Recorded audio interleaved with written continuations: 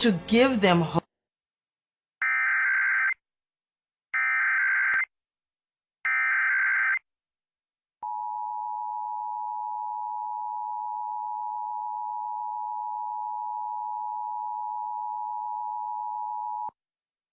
The civil authorities have issued a required monthly test for all of Nebraska beginning at 10:58 p.m. Tuesday, August 15th and ending at 12:58 a.m. Wednesday, August 16th.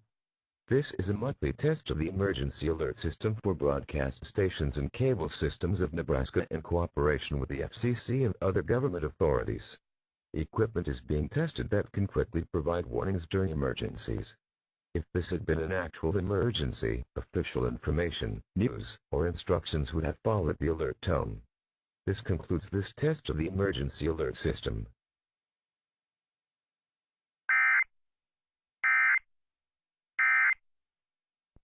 2 days